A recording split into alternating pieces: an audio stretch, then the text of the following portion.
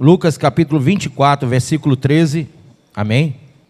Naquele mesmo dia, 2 deles estavam de caminho para uma aldeia chamada Emaús, distante de Jerusalém, 60 estádios, e iam conversando a respeito de todas as coisas sucedidas.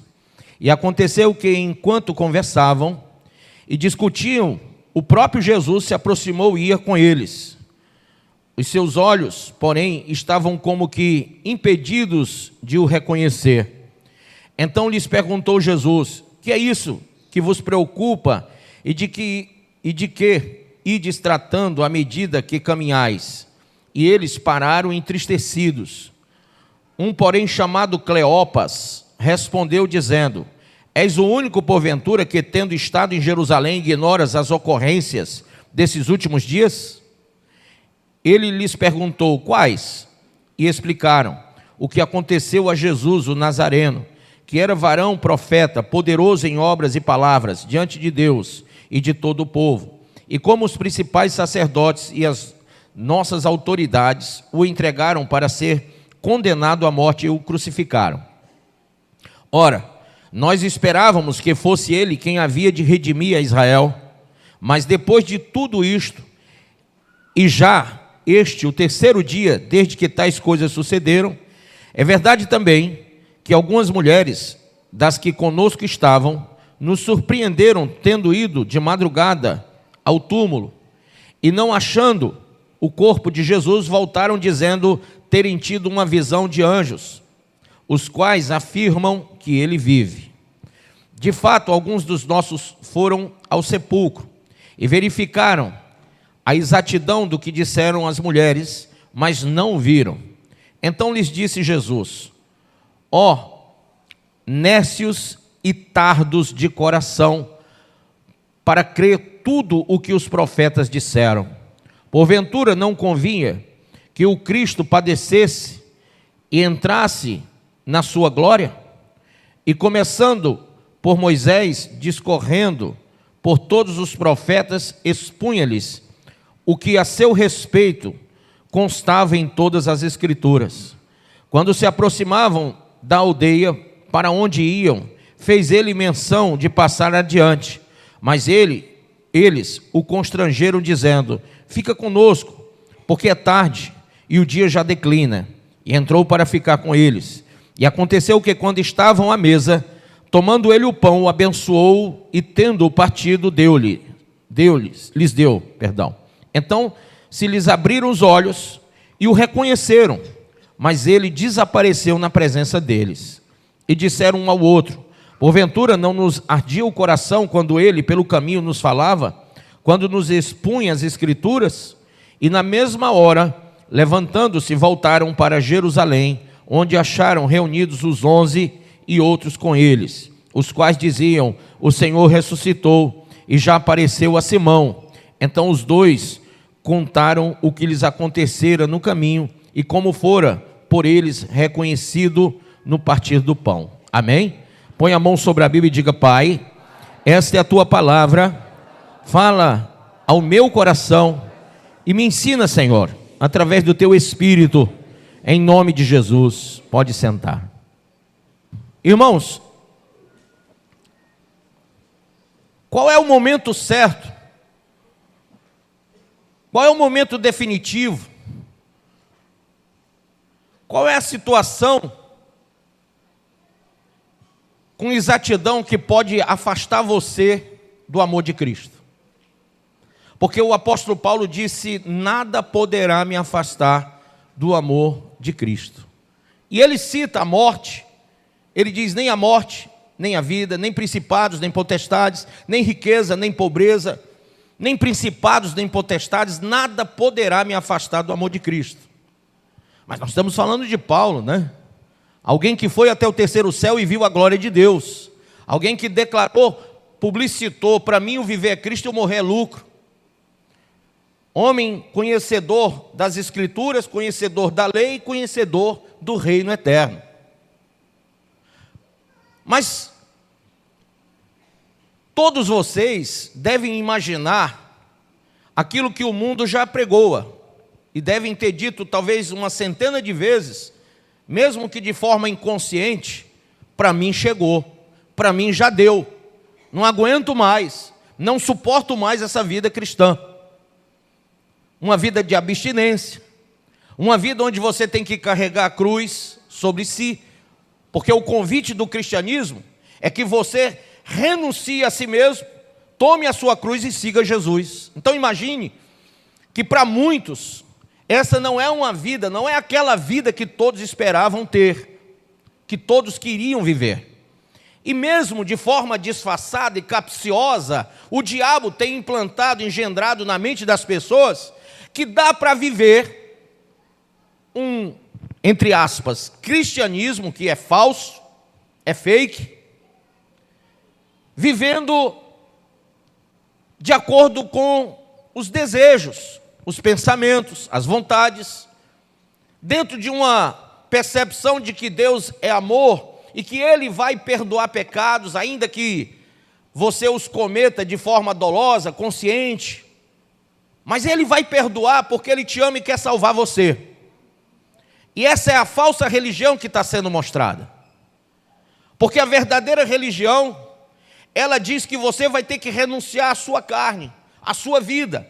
A verdadeira religião, e religião quer dizer religar, declara que quem não perder a sua vida não ganhará a vida eterna. De que aquele que não tomar a sua cruz para seguir Jesus não é digno. Aquele que não deixar pai, mãe, irmão, terra, filhos e etc. pelo reino de Deus não é digno dele. A verdadeira religião nos traz uma concepção de purificação, de santificação.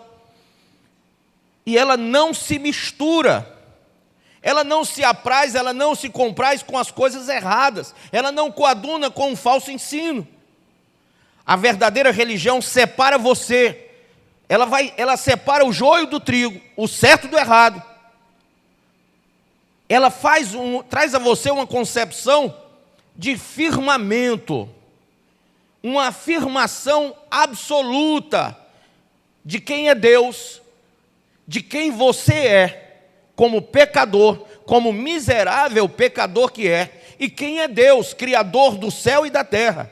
E quem é Jesus Cristo, o único e suficiente Salvador da nossa vida? E quem é o Espírito Santo, aquele que nos convence do pecado, do juízo e da justiça?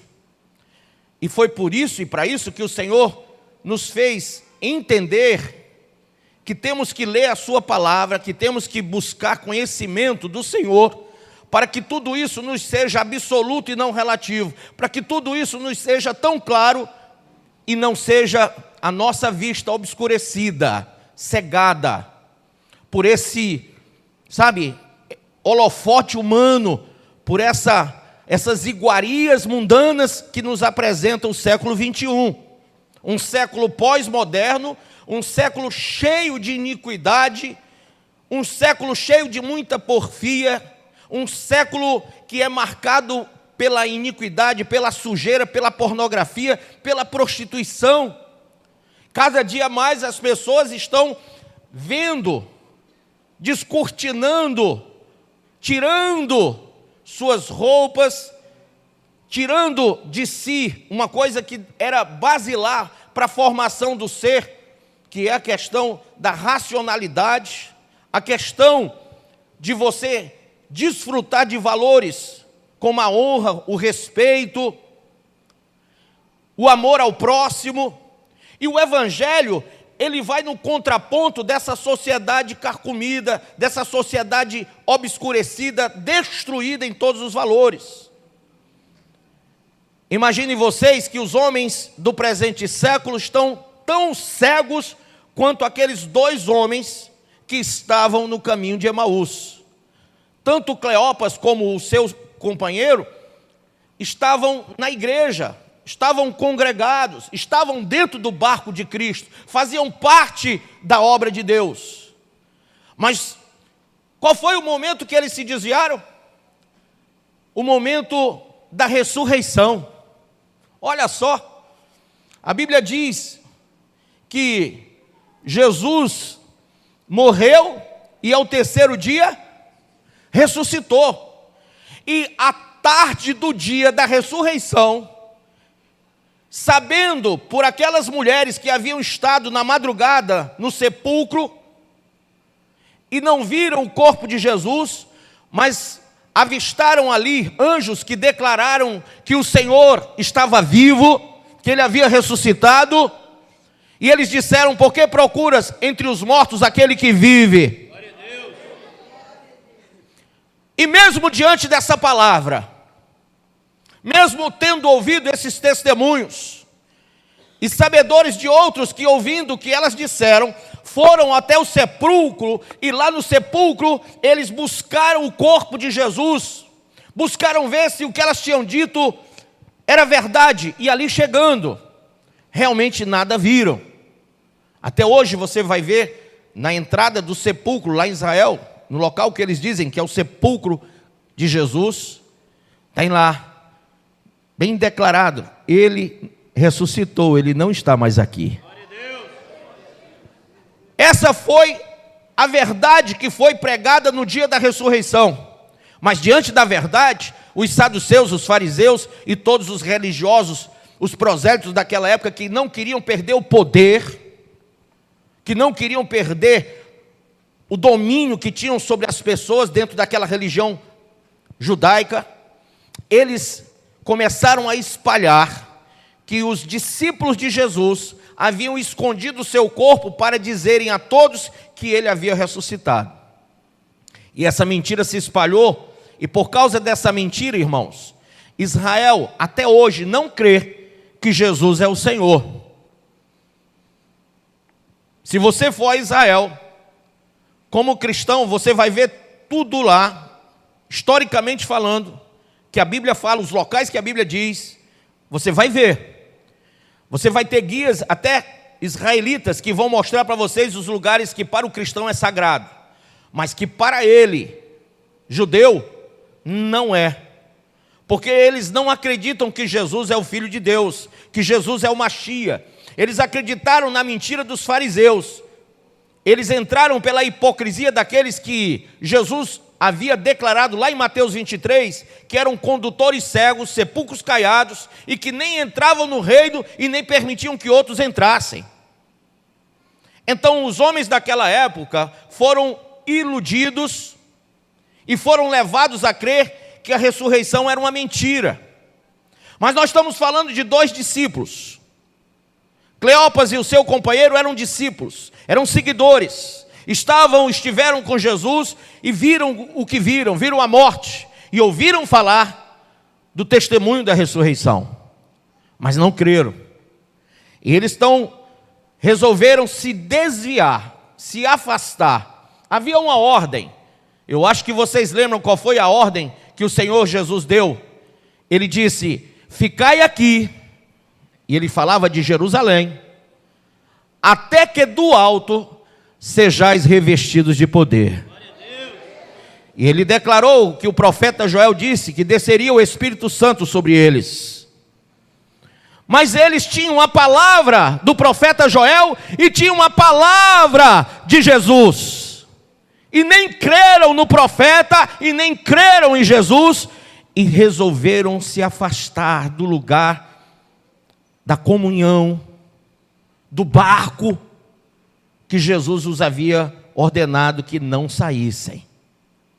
E foram embora. E caminhavam tristes, desalentados, dizendo um ao outro: perdemos o nosso tempo. Nós pensávamos que ele seria aquele que iria redimir Israel, que ele seria o cumprimento das profecias, mas está aí, morreu.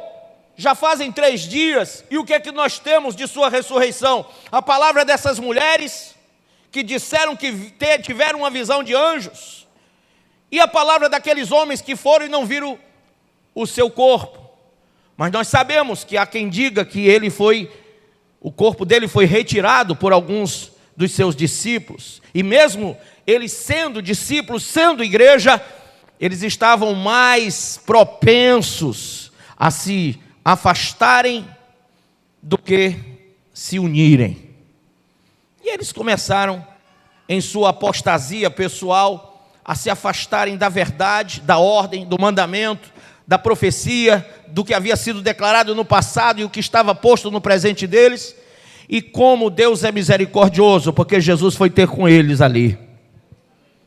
Gente, Jesus apresentou-se a eles. E veja, no versículo de número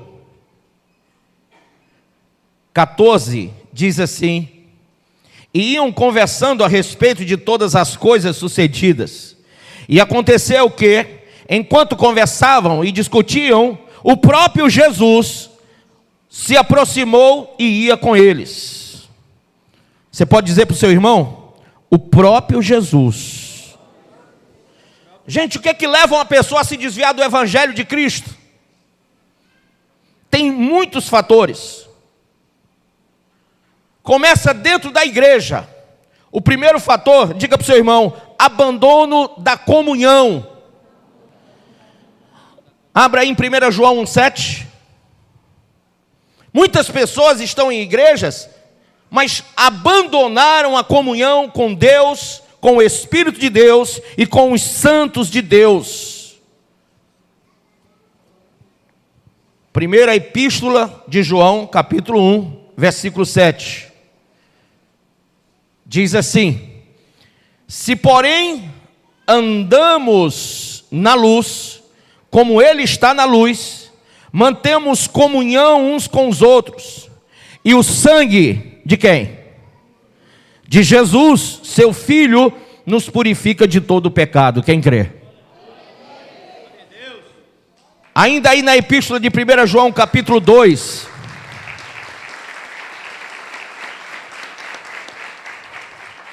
Na epístola de João, 1 João 2, pule aí só um capítulo, verso 19. Há uma explicação desse abandono da comunhão.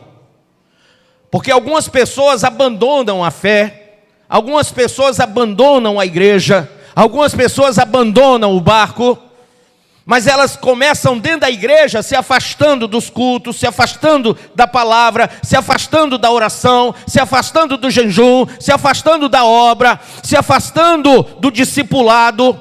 E quando nós queremos tratar essas ovelhas, elas estão sempre distantes, sempre bem distantes, e elas nunca querem ter comunhão com a luz. Elas sempre estão em conluio com pessoas que estão nas trevas.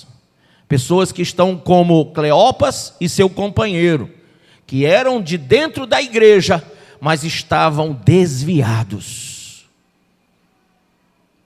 Preste bem atenção nisso. Em 1 João 2,19 diz: eles saíram de nosso meio, entretanto, não eram dos nossos, porque se tivessem sido dos nossos, teriam permanecido conosco. Todavia, eles se foram para que ficasse manifesto que nenhum deles é dos nossos.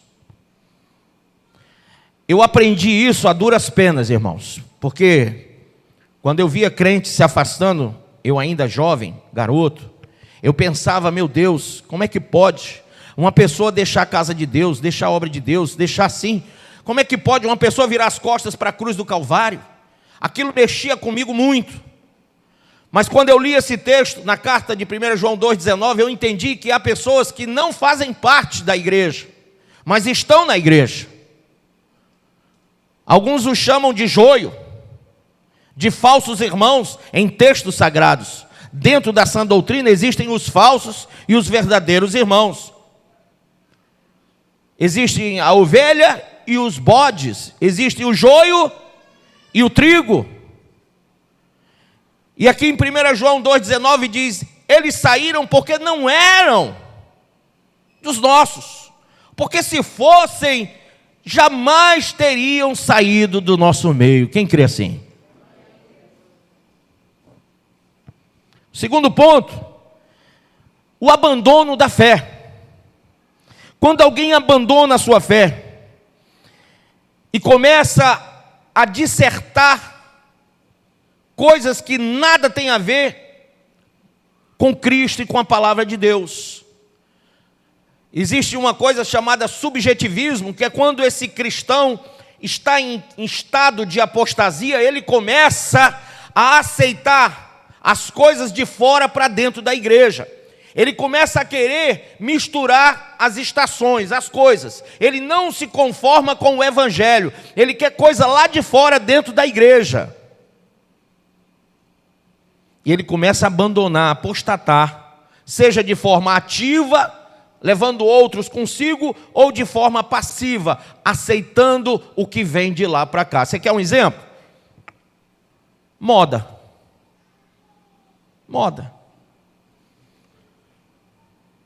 Quantas vezes você tem percebido que a moda do mundo entrou dentro da igreja?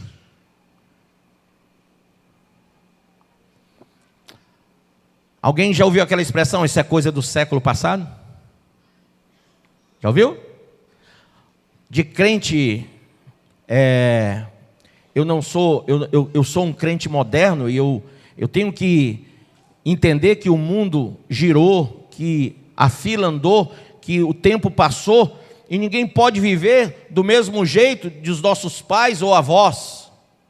Gente, o evangelho ele foi passado de pai para filho. Entendam vocês uma coisa, que se o evangelho, a sã doutrina não muda, o comportamento do cristão que está calcado, alicerçado no evangelho, não deve mudar. Olha o que a Bíblia diz: o tempo, tudo, as coisas todas vão passar, mas a palavra de Deus permanecerá a mesma para sempre. Então, se a palavra de Deus permanece a mesma, e nós dizemos que somos filhos da luz, ou seja, filhos da palavra, herdeiros do conhecimento sagrado, por que nós concebemos como cristãos uma mudança de comportamento, uma mudança de vestimenta, uma mudança de fala, de narrativa? Sabe, se você for ver o muçulmano ele respeita o Alcorão, sim ou não? Se você for falar com um kardecista, ele respeita a doutrina kardecista. Se você falar com um mormonista, ele respeita a doutrina de Moroni, de Mormon. Se você falar com um hinduísta, ele vai respeitar as diversas diretrizes do crescimento religioso hindu, que é muito grande, são milhares de deuses, mas eles têm um comportamento em acordo com aquilo que eles creem. Então não há variação. Inclusive o judeu, ele permanece dentro da mesma pegada daquilo que ele aprendeu. Você vai ver que o muçulmano, ele reza, ele faz a sua reza para Alá, ele clama ao profeta Maomé, ele faz isso voltado para Meca. Sabe, ele não tem pudor nenhum em fazer isso em qualquer parte. Deu o horário, ele bota um tapetinho no chão e dobra-se, seja num shopping, seja num hotel, seja no meio de uma rua, e ele faz a sua oração, a sua reza. Se você for buscar dentro da religião afro, você vai ver que o pessoal que compartilha da visão afro, eles se respeitam e até adoram todo aquele sincretismo afro. Inclusive, há uma impingência muito grande de que os valores dessa religião adentrem pelas portas de muitas religiões. Há todo um apoio logístico, financeiro, para que pessoas se misturem com a visão afrocentrista, que é o que acontece hoje em muitas igrejas evangélicas. E o evangélico, o cristão, ele tem mudado com o tempo. Desde o século XVIII, XIX, nós temos mudado comportamentos, falas, vestimentas. E isso é ruim, porque se uma coisa não é estável, se uma coisa não é firme, se uma coisa não está fixa, se ela é removível, ela pode ser levada para qualquer lugar, sim ou não? Qual é a segurança que você tem em deixar o seu carro com a chave dentro e a janela aberta? Nenhuma. Qual é a segurança que você tem em deixar a sua casa com a chave na porta, ainda que você tenha trancado todas as janelas? Nenhuma. Você colocaria uma barra de ouro agora ali no meio dessa avenida Mendes Sá? De jeito nenhum. Você colocaria o seu celular ali calçada para voltar depois do culto buscar o seu celular? Claro que não. Não há segurança nenhuma nisso. Eu lhe pergunto, qual é a segurança que você tem de que vai ser arrebatado, de que está salvo, lavado, remido pelo sangue de Jesus, se os conceitos basilares do cristianismo já foram tirados de você e você vive uma falsa religião?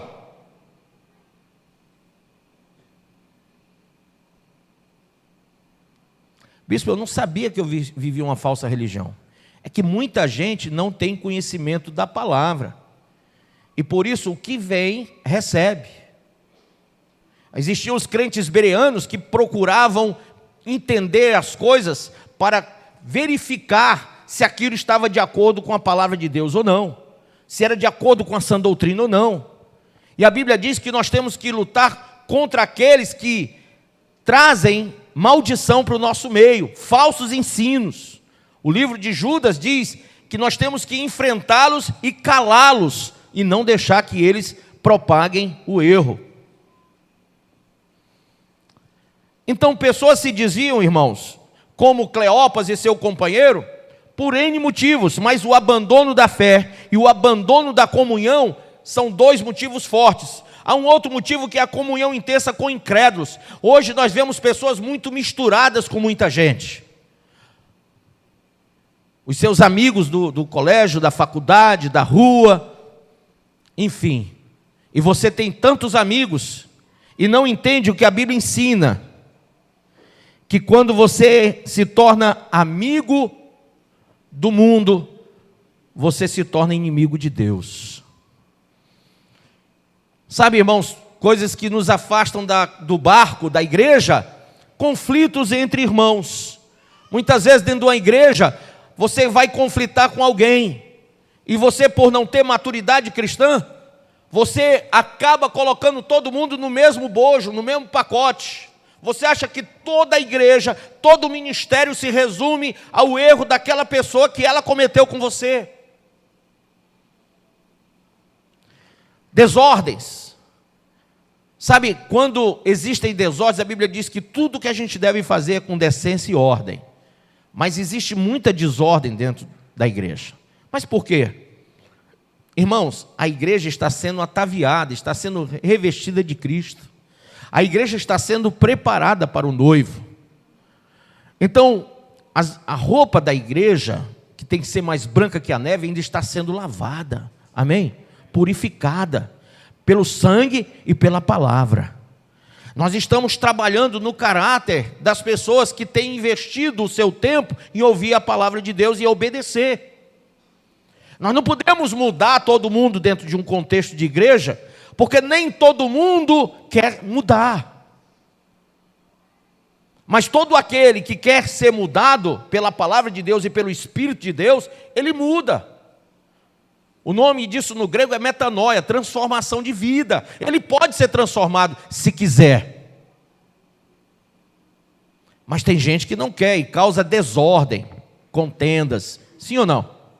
Aí você acaba sendo levado por aquilo que você viu. E você desvanece porque acha que a igreja é aquilo lá, e não é.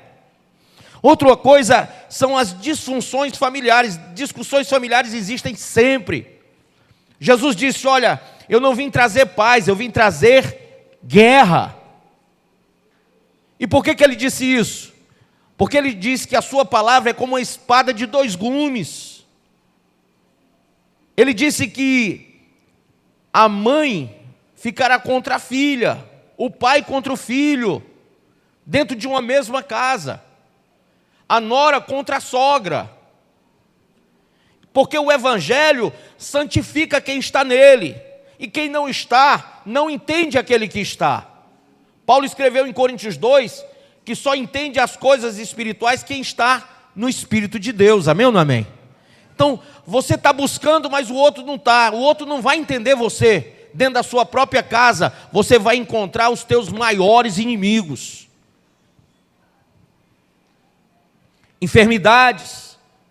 Tem gente que atribui a Deus doenças, misérias, desemprego, ainda mais com esse falso evangelho de prosperidade, que as pessoas dizem que quem tem Jesus tem tudo. mas é o tudo financeiro.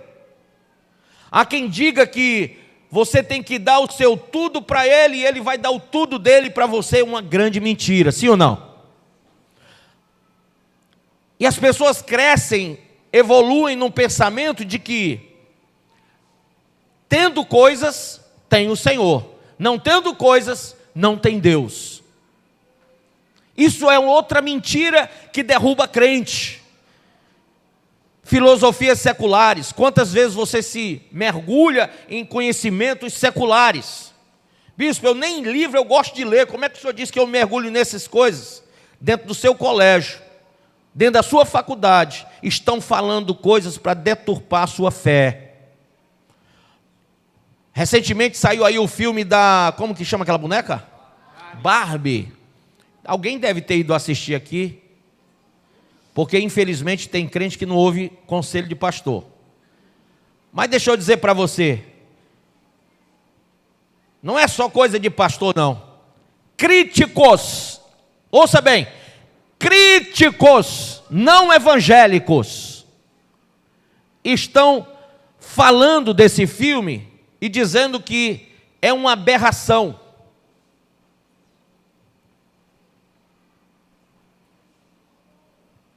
Colocaram a idade de 12 anos, né? Mínimo para entrar só a partir de 12 anos. Mas o alvo é a turma de 40 anos. A mulher de 40 que brincou de Barbie. É a formação dela. O alvo é pegar pelo coração.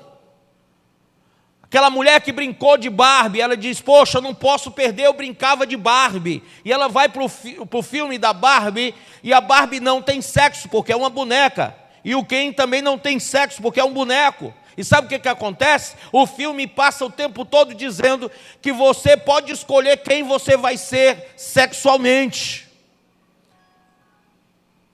Isso aí é a disseminação da ideologia de gênero no filme. Você acha que um cristão deve assistir isso?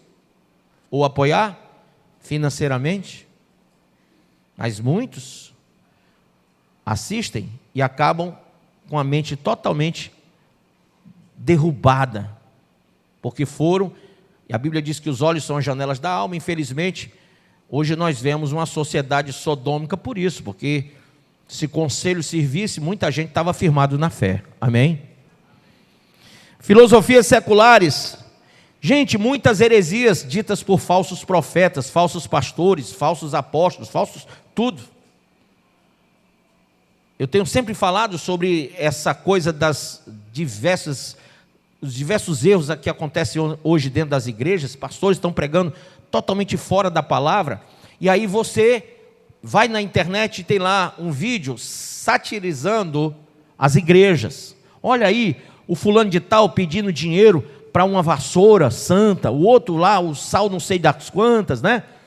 E a outra lá, que é a pastora do bumbunzão. E aí você começa a ver isso e dizer, olha aí o que é a igreja. Olha o que é que está acontecendo. Olha o que é ir para uma igreja. Eu lá quero saber de igreja. Olha o que está acontecendo nas igrejas. Eles estão satirizando. Sabe por quê, irmão? Porque melhor do que dizer para você, jovem, não ir para uma igreja, é satirizar o evangelho, para que você não respeite a igreja. Você quer afastar uma pessoa de uma coisa? Não bata de frente. Apenas mostre para ela que aquilo que ela acha bom, não presta. Pronto. É só isso. E o que o diabo mais tem investido é em queimar a imagem da igreja, do pastor, da Bíblia, dos ensinos sagrados, para que você não leve mais a sério a sua fé. Outra coisa muito latente é a imoralidade. Quem crê que a imoralidade está crescendo cada vez mais? Levanta a mão. Sim? Irmãos, a imoralidade foi deflagrada por Paulo em 1 Coríntios 10:8. Ele disse, e não pratiquemos imoralidade como alguns deles o fizeram e caíram num só dia 23 mil. Imoralidade derruba, mata, destrói. Paulo falou isso e falou também lá em 1 Coríntios 5:1, ele disse: geralmente se ouve que há entre vós imoralidade, e imoralidade tal como nem mesmo entre os gentios, isto é, haver quem se atreva a possuir a mulher de seu próprio pai. Isso acontecia dentro da igreja de Corinto. E Paulo fala sobre isso e repreende e exorta a igreja. Imoralidade dentro da igreja. Indecência é outro ponto. Você vai para dentro da igreja e há um espírito de indecência muito grande. 1 Timóteo 2, abra aí, verso 9 e 10. Diz assim, ó. Deixa eu antes perguntar, quem quer ir para o céu aqui, levanta a mão. Você concorda que a imoralidade cresceu? Então, receba o conselho que vem nesse texto. Disse Paulo a Timóteo, 1 Timóteo 2, 9 e 10.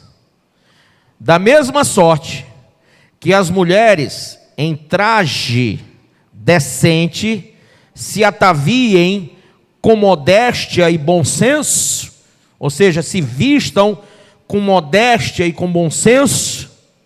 Tem que ter bom senso para se vestir ou não?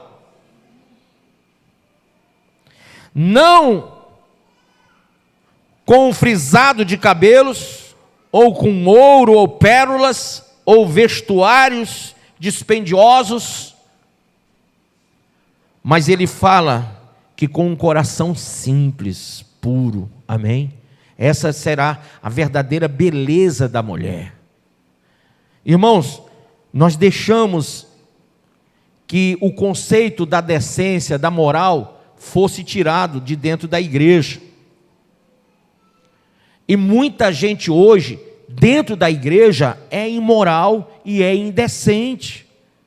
Isso afasta pessoas da igreja. Um outro ponto é a insubmissão às autoridades de Deus. A Bíblia fala sobre as autoridades em Hebreus 13, verso 17. Diz assim: obedecei aos vossos líderes e sede submissos para com eles, pois velam por vossa alma, como quem deve prestar contas, para que façam isso com alegria e não gemendo, porque isto não seria proveitoso a vós outros. Muita gente deixou de honrar, de obedecer às suas autoridades. E também, irmãos, quando você deixa de honrar e obedecer à autoridade, você começa a ter um pensamento de que alguém ou outra pessoa pode e deve assumir essa posição na sua vida. Geralmente, essa outra pessoa é você mesmo com o seu ego. Mas quando você não se acha capaz para tanto, você elege alguém, e esse alguém nunca está em desacordo com a sua vontade. É alguém que coaduna com o seu pensamento. Por isso que Paulo disse que as pessoas se cercariam de autoridades, de mestres que alimentariam as suas cobiças, os seus desejos. Aqui no texto, abra aí por favor, em 1 João, capítulo 2, verso 15 e 16. Não ameis o mundo, nem as coisas que há no mundo. Não ameis o mundo e o quê? Nem as coisas que há no mundo. Se alguém amar o mundo, o amor do Pai não está nele. Porque tudo que há no mundo, a concupiscência da carne, a concupiscência dos olhos e a soberba da vida, não procede do Pai, mas procede do mundo. Ora, o mundo passa, bem como a sua concupiscência. Aquele, porém, que faz a vontade de Deus, permanece eternamente. Amém? Verso 18, leia comigo. Filhinhos, já é a última hora. Quem crê que é a última hora? E como ouvistes que vem o anticristo, também agora muitos anticristos têm surgido, pelo que conhecemos que é a última hora. Deixa eu explicar. Eu disse que o anticristo está já no mundo. Eu tenho declarado isso. Mas como você já ouviu que o anticristo está aí, existem muitos que são anticristos, que não é mas fazem parte dos anticristos. A palavra anticristo quer dizer contra o cristianismo, contra Cristo. E você nunca viu uma mídia tão voltada para destruir o cristianismo como agora. Você nunca viu um investimento em filme, novela, em música tão forte para destruir os valores cristãos como agora. Você nunca viu a formação de uma liderança religiosa dentro de igrejas tão forte para combater o verdadeiro cristianismo, aceitando ideologias, aceitando coisas que vêm do inferno, do mundo, para dentro da igreja. Homens que transformaram suas igrejas em boates, em lugares diferentes que não é uma igreja. E tem pregado, tem ensinado coisas que são contrárias à sã doutrina. Esses são chamados anticristos, líderes mundiais, grandes ditadores que estão aí controlando milhares e milhões de pessoas, mandando matar aquele que não aceita rejeitar Jesus. Já existe isso em vários países. Eu ontem estava vendo no noticiário que na Índia foi proibido a entrada de milhares de Bíblias lá no país. Proibiram a entrada das Bíblias. Existem muitos anticristãos, anticristos espalhados, trabalhando para a destruição da formação da igreja. E ele diz assim, como você já ouviu que aí vem o anticristo, e como ouvistes que vem o anticristo, também agora muitos anticristos têm surgido, pelo que conhecemos que é a última hora. E olha como é bem claro. Ele diz assim: eles saíram da onde? Do nosso meio. São desviados. São pessoas que ficam batendo de frente com a liderança, com a igreja, com a obra de Deus o tempo inteiro.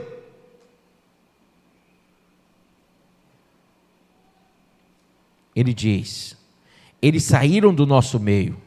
Entretanto, não eram dos nossos, porque se tivessem sido dos nossos, teriam permanecido conosco, amém? Então esse povo que luta, que milita contra a igreja, tendo sido igreja, tendo saído da igreja, são os anticristos. E alguns, para deflagrar uma falsa religião, abrem os seus guetos religiosos, chamam aquilo de congregação, de igreja, mas na verdade estão formando prosélitos para espalhar a mentira.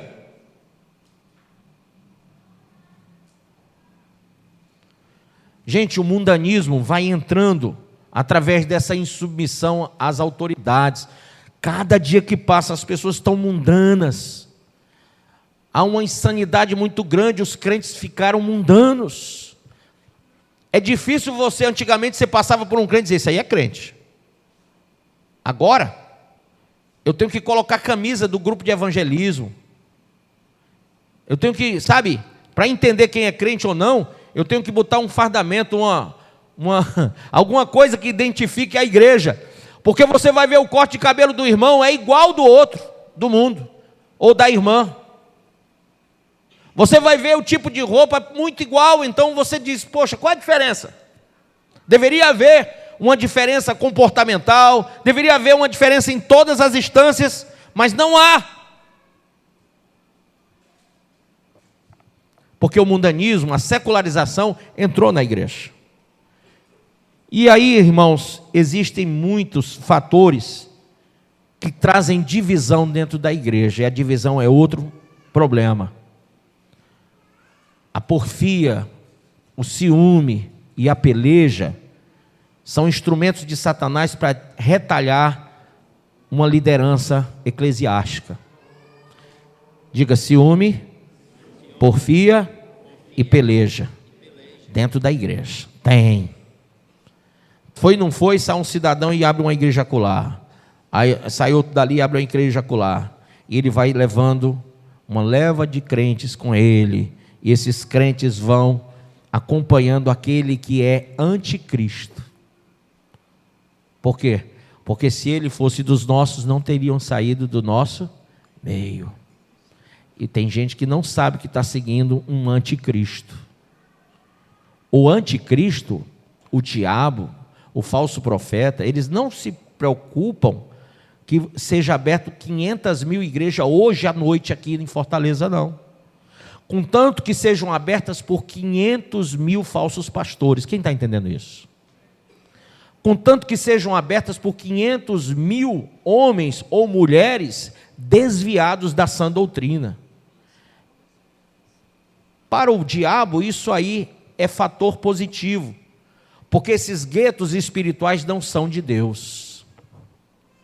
Então, se você não quer se desviar, eu vou lhe dar alguns conselhos. O primeiro, diga para o seu irmão assim, olhando para ele, lá no caminho de Emaús, aqueles dois homens conversaram muita besteira, mas um deles desanimava o outro.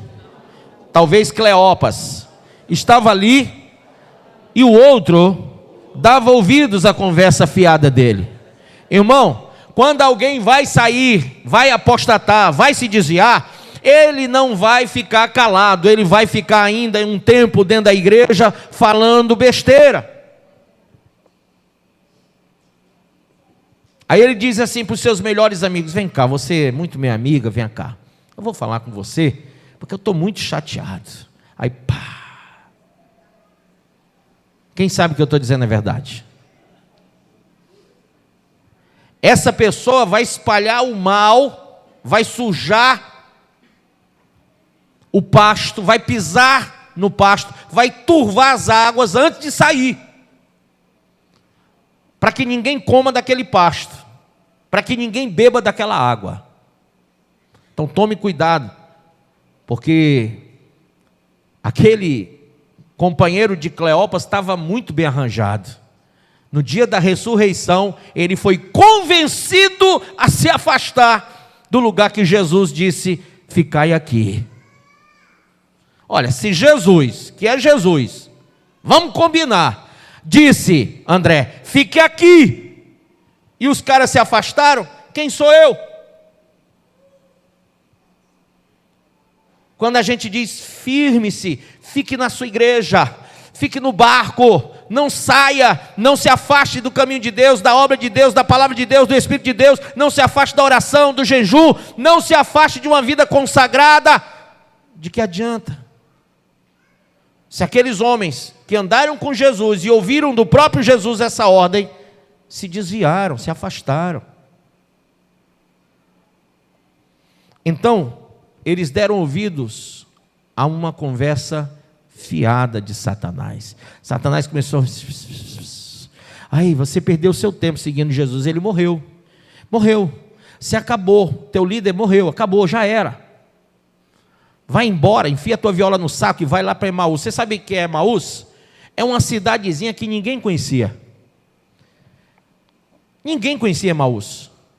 Você sabe que Emaús só foi citada aqui, e só foi citada por causa desses dois desviados? É tão insignificante de um jeito, que Emaús só foi conhecida, uma pequena cidade, bem miudinha, ela só foi conhecida porque aqueles caras estavam caminhando de Jerusalém para Emaús, e foram para Emaús. Gente, quando Jesus, o próprio Jesus chegou até eles, e começou a falar, a pregar para eles, eles entenderam o que era Jesus? Eles perceberam que aquela palavra era dita pelo Senhor Jesus, sim ou não? Não. Por causa da cegueira espiritual. E esse é o segundo motivo. Uma segunda característica para você que está em desvio, você tem que tomar cuidado. Eu citei aqui coisas que podem desviar você. Agora eu estou falando de característica daquele que se desvia. Primeiro, ele dá ouvido à conversa fiada. E segundo, ele está cego, surdo, ele nem consegue entender o que está ouvindo, e nem quem está falando, como ele também não consegue enxergar o que está sendo dito. Jesus falando e eles não entenderam. 3, tristeza, coração abatido. Coração abatido.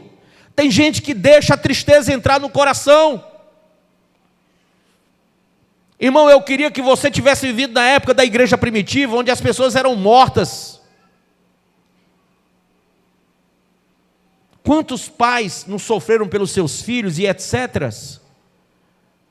Mas a Bíblia diz que aquela igreja se multiplicava. Com toda a perseguição e com toda a mortandade que havia no meio da igreja, a igreja se multiplicava. Matavam cristãos e nascia mais cristãos, está entendendo? De um jeito que os próprios soldados romanos começaram a se converter. E diz a história que Constantino resolveu cristianizar Roma por uma questão política, porque ele sabia que haviam muitos cristãos em Roma já. Mesmo matando cristãos, não seguraram o evangelho. A tristeza não dominou a igreja primitiva, mas tem muita gente que está triste com a sua liderança, ou triste com o seu amigo, ou triste com a sua igreja, ou triste com as situações que acontecem, e você deixa essa tristeza abater você.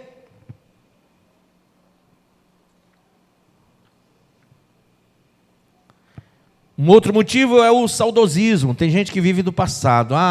Quando era um outro pastor, eu me lembro quando eu estava naquela igreja, naquela época, com aquele pastor. Gente, você não era mais crente por causa daquele pastor, ou daquela época, ou daquela igreja. Você era mais crente porque naquela época você dedicava-se ao Senhor. Então quebre esse saudosismo, porque o que mudou não foi a palavra, nem a igreja, foi você. Você deixou de caminhar os mesmos passos. E você muitas vezes quer, sabe, tem gente que já disse isso para mim. Eu queria muito, mas muito, que o senhor pregasse como antigamente. Eu disse, como é que eu pregava antigamente? Que eu olho para as minhas pregações antigas e eu digo as mesmas coisas de hoje. Aqui um irmão que não me deixa mentir, ele já escutou acho que todas as minhas pregações antigas e as mais recentes, e nunca mudou. Mas a pessoa, ela diz, não, é porque naquela época, gente, isso é saudosismo. A igreja dos anos 80 é uma igreja que sofreu um tipo de ataque, a de 90 outro, 2000 outro, e nós estamos em 2023, depois de uma pandemia, e prestes a ser arrebatados se formos. Dependendo da nossa vida cristã. Nós estamos no final dos tempos, então nesse tempo de esfriamento, de apostasia, nós não podemos querer fazer saudosismo e comparar o século passado com o século presente. Nós temos que entender que nem o século passado, nem o presente vai nos salvar. Ao contrário, a Bíblia diz, não vos conformeis com o presente século. Glória a Deus. Manda que a gente se renove, amém? Que a gente busque o Senhor.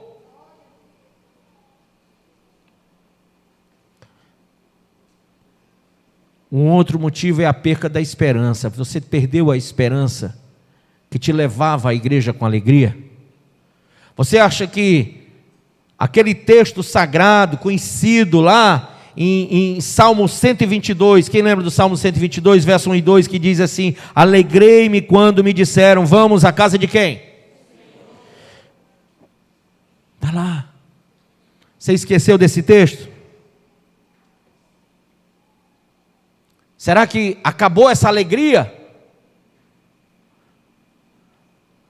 Você perdeu a alegria, a viscosidade do evangelho? Irmãos, cuidado, porque a perca da esperança pode fazer de você um crente, eu vou chamar um termo assim bem conhecido, mocorongo, um crente que vive triste, que vive fechado para Deus. Não perca a sua esperança, ao contrário, quanto mais você vê que o dia do Senhor é a grande tribulação, está se aproximando, você sabe que o arrebatamento vem, esteja mais fervoroso. Não se decepcione com nada, nem com ninguém. Entenda, estar vivo, quer dizer alegria e tristeza. Quando eu caso alguém, eu digo para o casal, você recebe esta mulher como sua legítima esposa? Você recebe este homem como seu legítimo marido? Para honrar, respeitar, amar, na alegria ou na tristeza? Na doença ou na saúde, gente, na riqueza ou na pobreza. E as pessoas, sim, estão tudo doido para ir para a lua de mel.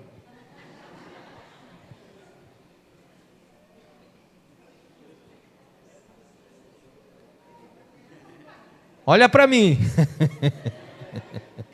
Sim. Quase que diz assim, para. Você sabe que é isso que eu quero ver no crente quando eu prego? Quem recebe Jesus como Salvador, diga assim, sim. Entende? Você tem que estar ansioso por estar com o Senhor, por casar com Ele, por ser a noiva dEle, para ir para as bodas.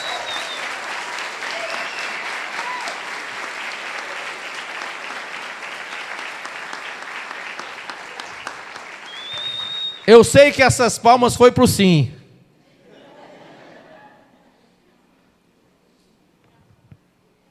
Gente,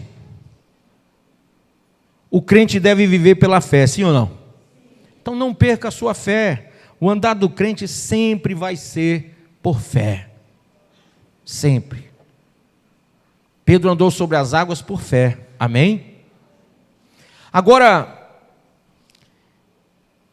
se você se desviou, ou esfriou, ou apostatou, não é muito fácil você voltar. Olha, quando um peixe cai dentro do barco, quando ele é puxado por aquela rede, eu falei, se você não bater nele e matar, ele vai querer pular fora, sim ou não? Quem lembra disso? Falei no Jux passado. Os pescadores, eles têm lá umas varas, tipo umas raquetes mesmo, pá, pá, matando os bichos. Porque se não matar, eles vão pular fora do barco. Eles ficam tudo pulando.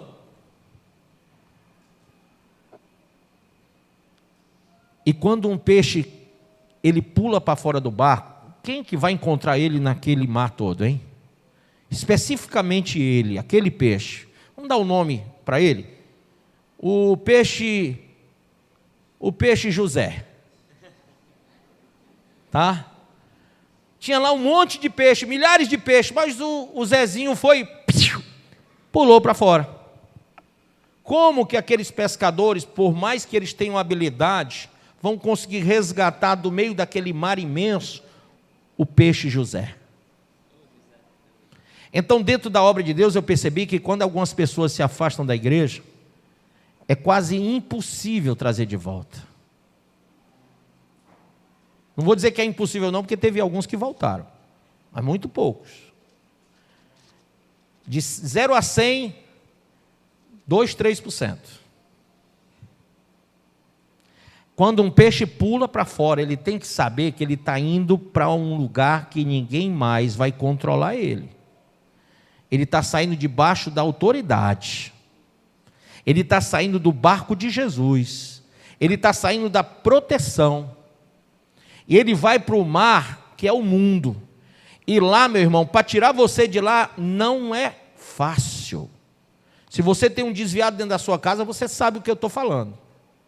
Você morre de falar, diz tudo o que você quer dizer e a pessoa não se arrepende. Mas se você está ouvindo essa palavra aqui, entenda uma coisa: só a misericórdia de Deus pode trazer uma alma de volta.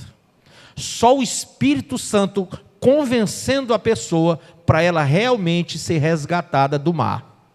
O Zezinho só volta se o Espírito de Deus convencer ele, porque ele já conhece a palavra e ele rejeitou a palavra. A Bíblia diz que aquele que rejeita a graça, tendo conhecimento dela, é impossível que possa um dia retornar. A Bíblia diz que ele pisou no sacrifício de Cristo, e o que lhe resta é uma expectativa de juízo apenas, terrível expectativa de juízo. Por isso que você nunca deve, diga para o seu irmão, nunca se desvie.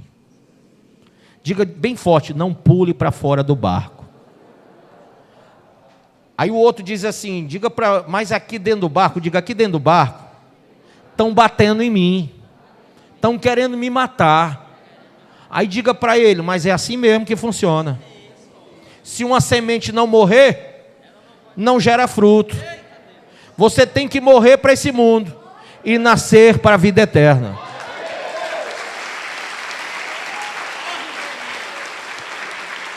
Amém? Por isso que a gente bate. Se eu tivesse mais braço, eu batia com todos eles. Porque a gente tem que matar a velha criatura com seus feitos e fazer com que surja uma nova criatura. Então só a misericórdia de Deus, amém, irmãos? E eu vou dar o testemunho do irmão Cleopas e do outro seguidor, que a Bíblia nem diz o nome do miserável. Pior do que ser desviado é não ser nem citado num texto. Que triste, né? Vou chamar ele de Zé Ninguém.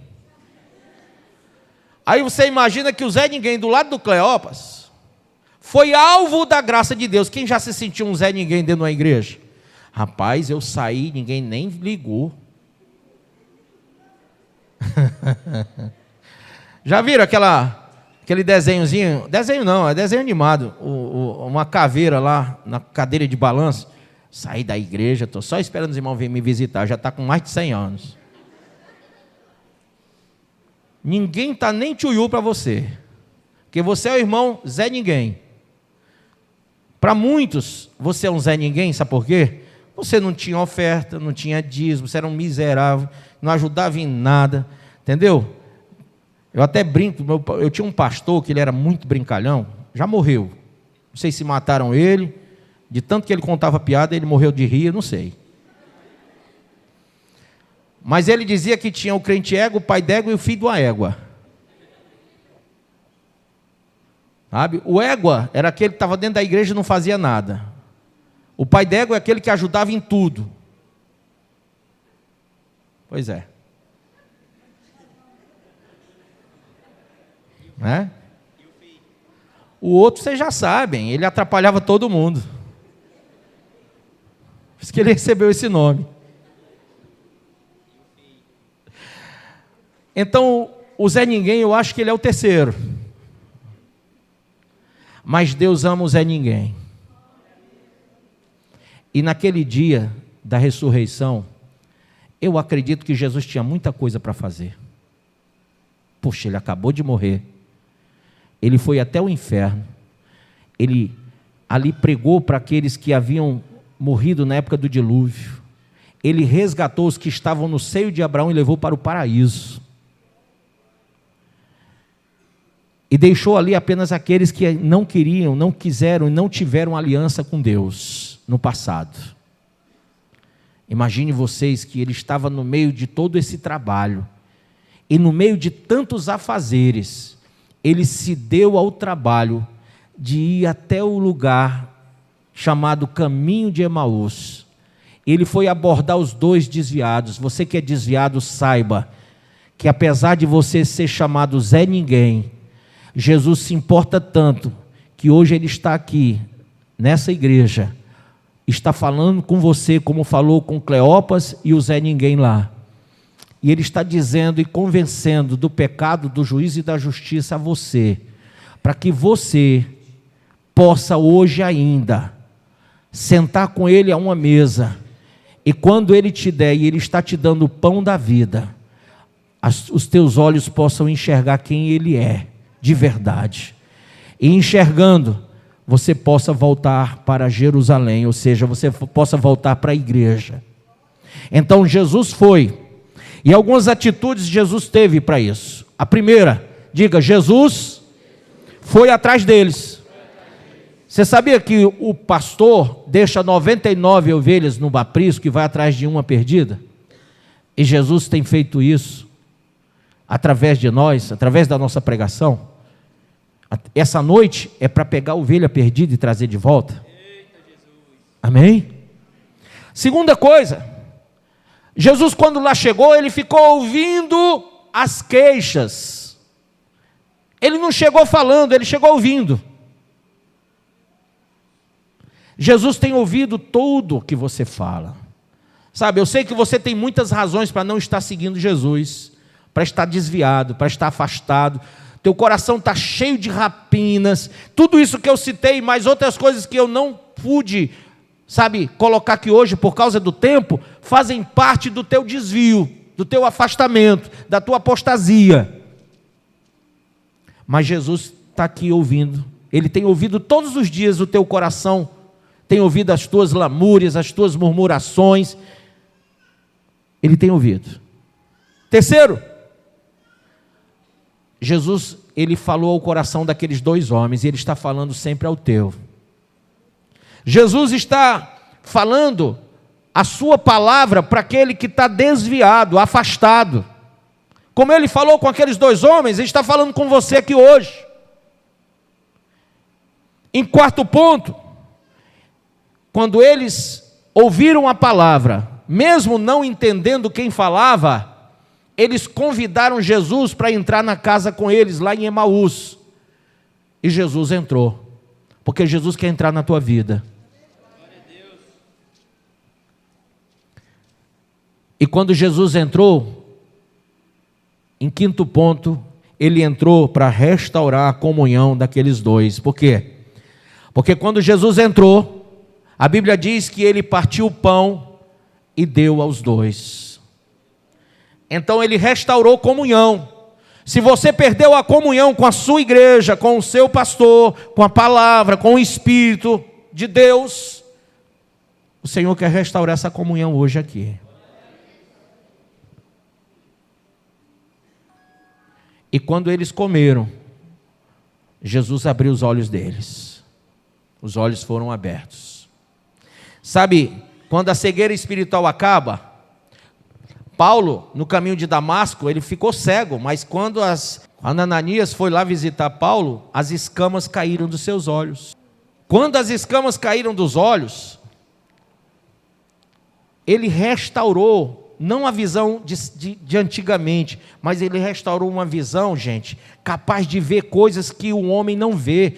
Você vai ver Paulo dizendo que aquilo que o olho não vê, que o ouvido não ouve, não chegou ao coração de homem nenhum, foi as coisas que Deus o revelou. Então, puxa, quando aquelas escamas caíram, o cara foi ver o terceiro céu, o cara foi ver a glória de Deus. Deus quer restaurar a tua visão, amém? Jesus entrou aqui para restaurar a sua visão espiritual. E esse é o motivo, se você hoje for restaurado, porque a Bíblia diz, lá em João 8, se Cristo vos libertar, sereis verdadeiramente livres. Se você for restaurado hoje, você vai fazer o que eles fizeram.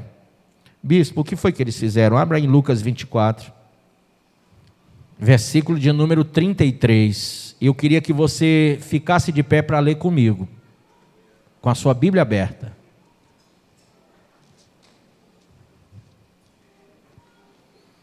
Leia comigo com a sua Bíblia aberta agora. Posso ler? Diz assim, ó. E na mesma hora, levantando-se, voltaram para Jerusalém. Amém? Onde acharam reunidos os 11 e outros com eles, os quais diziam, o Senhor ressuscitou e já apareceu a Simão. Ou seja, quando eles foram restaurados, eles voltaram para a igreja, voltaram a ser igreja, voltaram para o barco, voltaram para Cristo, voltaram para o verdadeiro evangelho cristocêntrico, não o egocêntrico, não o antropocêntrico, mas um evangelho cristocêntrico. Eu posso dizer que você talvez não esteja afastado da sua denominação, da sua igreja, mas talvez você esteja afastado do verdadeiro evangelho. Ou talvez você nem tenha se convertido a ele. Talvez você se tornou um prosélito religioso, como Paulo foi antes de se converter, achando que fazia tudo certo, zeloso como era. Mas ele mesmo testemunha sobre a sua fé, dizendo, eu era um fariseu religioso, zeloso com a lei. E por causa do seu zelo, ele matou muitos cristãos. Quem sabe você seja aquela pessoa, o evangélico convicto de evangélico, sabe, eu sou porque meu pai era, porque meu avô era, meu bisavô era também, meu tatá era. Cara, mas será que você está vivendo o verdadeiro evangelho? Ou será que você é apenas uma evolução religiosa, pragmática? Sabe, time que está vencendo não se mexe, então se todo mundo era lá atrás, eu também sou, mas não tem uma razão específica, cristã, genuína, espiritual, para você declarar que você é de Cristo e que Cristo está na sua vida. Jesus disse, se vós estiverdes em mim, e as minhas palavras estiverem em vós, essa é a razão do verdadeiro cristianismo. Então você precisa entender a verdadeira religião, o verdadeiro cristianismo e o que é estar dentro do barco. Nós hoje queremos que você seja realmente curado dessa cegueira, amém? Que você agora volte para a igreja, volte para o barco. Se você pulou fora, é difícil demais tirar você daí desse mundão, se você não quiser pular para dentro. A decisão tem que ser sua, pular de volta para um lugar que você jamais tinha que ter saído. Tá? Só você pode pular de volta. Eu não consigo, mesmo que eu jogue a rede, vai vir muita gente aqui hoje na frente, mas talvez você desviado fique por aí perdido, porque você não pulou para dentro do barco. Curve a sua cabeça. Quem será hoje a primeira pessoa, o primeiro peixinho que estava no barco, mas se afastou dele? Quem hoje quer entregar sua vida a Cristo, ou quer voltar para a igreja, quer voltar para o primeiro amor, quer voltar ao início de tudo, quer voltar à fé, quer voltar à comunhão, vem aqui na frente agora. Jesus está chamando por você. Afinal de contas, Ele veio atrás de você essa noite. Ele veio aqui para ouvir suas queixas, mas também para falar a palavra dEle para você. Ele veio para entrar na sua vida, e Ele veio para restaurar a sua comunhão com Ele. Ele veio para abrir os seus olhos, Ele veio para que você voltasse correndo para Ele, como Cleopas e aquele seu seguidor. Amém? Vem agora. Se você seguiu alguém para sair da igreja, siga Jesus para voltar agora. Eu sei que você saiu porque alguém induziu você. Alguém te induziu ao erro, alguém vomitou um monte de coisa ruim no teu ouvido para tirar você de dentro da igreja. Mas Jesus está chamando você para voltar ao primeiro amor, voltar ao princípio, voltar à fé. É uma decisão só sua, diante de Deus. Venha. Enquanto nós louvamos, deixa o Espírito Santo te convencer da verdade que acabou de ser pregada, e venha aqui na frente. Entregue sua vida ao Senhor.